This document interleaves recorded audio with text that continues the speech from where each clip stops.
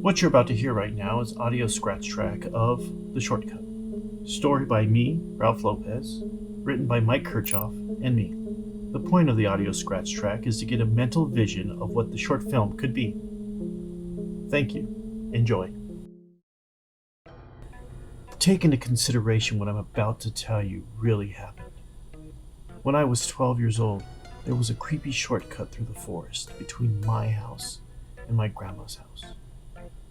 Fraidy cats would never take it by themselves, and they would never use it at night. When I would go to Grandma's house, I would always invite one friend to join me. My grandmother would treat us better than kings. She let us stuff ourselves with cupcakes and candies, and encouraged us to watch as much TV as we wanted. One of our favorite shows was that old sci-fi series. It was always super creepy, and always had some kind of crazy twist at the end. I loved that show, and I loved Grandma for letting us hang out with her. Okay, back to the story at hand. As a kid, I was no fraidy cat. Actually, I helped expose fraidy cats.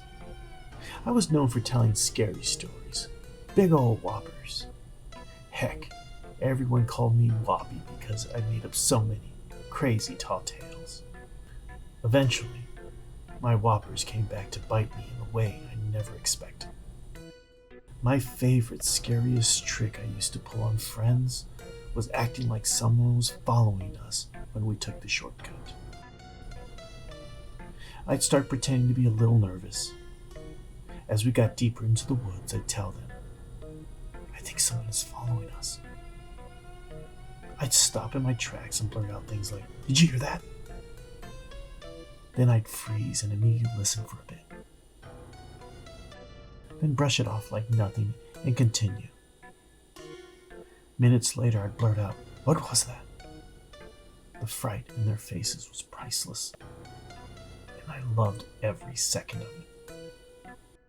They'd bellow out things like, "Shut up, you're making this up," or "You're just trying to scare me." No matter if it were daytime or night, the shortcuts felt like the most menacing, creepiest place in the entire world. As we continued to walk, I would frighten them even more with horrific tales of other unfortunate kids who made the fatal error of taking the shortcut. I always made sure to change up the stories, depending on who was accompanying me. Sometimes the stories involved monsters, sometimes alien invaders. But the ones that terrified my friends the most were the ones about murderous escaped convicts and killer clowns. But no matter which version of the story I chose to employ, it always had the same powerful effect. It scared the living piss out of them. So once I had them on total edge, I'd suddenly run off as fast as I could, leaving them behind to fight off any monsters they imagined. As I ran away, I could hear their panicked voices behind me, shouting, "Don't leave me! I'm afraid! Help me!" I remember one friend collapsing to the ground crying out, "Leave me! Save yourself! I'm as good as dead!" Good times. Once they finally realized it was one of my big old whoppers, they would always get really mad at me.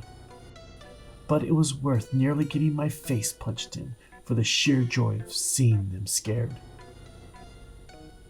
After a while, none of my friends wanted to hang out with me at Grandma's house.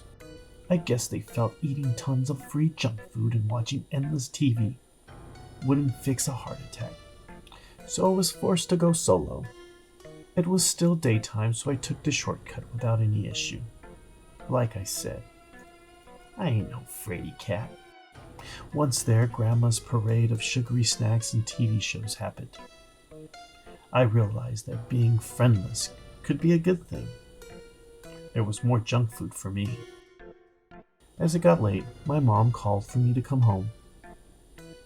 Grandma walked me to the door and gave me a hug, and told me, "Take the long way home. It's too dark to walk through the forest." I ignored the advice. I knew it would be just fine. I was the person that made up all those stories, and there was nothing in the woods more than trees and bushes. So I headed straight for the shortcut. I entered the forest with my head held up high. There's nothing to worry about, I thought. What's the worst could happen? As I slipped deeper and deeper into the thick woods, my confidence seemed to grow, and I thought, this is a piece of cake. Suddenly I heard the sound of heavy footsteps nearby. I looked around but didn't see anything. Then, more heavy footsteps running towards me. Was this just my imagination playing tricks on me? Then the sounds got closer and closer. I didn't waste a second looking back. I just bolted out of there. My heart was racing, trying to keep up with how fast my little feet were moving. Whatever monster was pursuing me, it was gaining ground.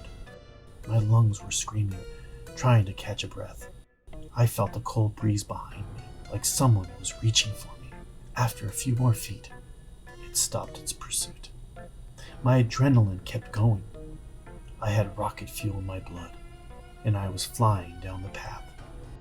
I have never moved that fast before in my entire life. I didn't stop running till I got to the end of the woods. Finally, I stopped to catch my breath. I knew it wasn't following me anymore, so I forced enough courage to look back. Then, I saw a tall, shadowy figure standing in the middle of the woods, looking straight at me. And I swear, it was wearing a clown mask. That was the last time I ever took the shortcut, and that was the last time I ever told another big old whopper. Until now.